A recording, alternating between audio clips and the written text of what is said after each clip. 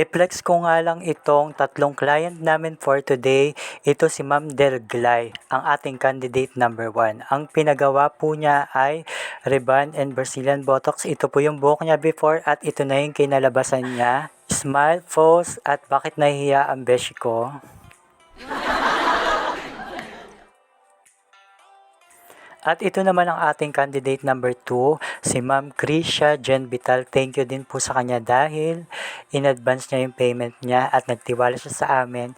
Matagal na po namin siyang client, regular na po. Ang pinagawa po niya ay Rebond and Brazilian Botox. So, ayan ay wala pa pong plancha pero kitang-kita nyo naman nag-platin na siya. Tapos tinanggalan na natin siya ng mga damage sa bandang dulo-dulo.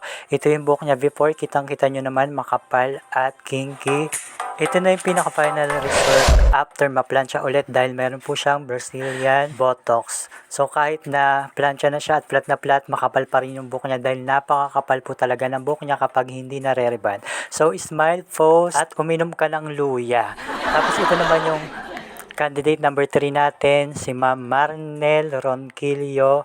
Thank you din sa iyo, napakabait at maraming salamat dun sa ayungin na dinala nyo at doon sa tip na binigay nyo. Okay, folks, smile and visit my account for more videos like this.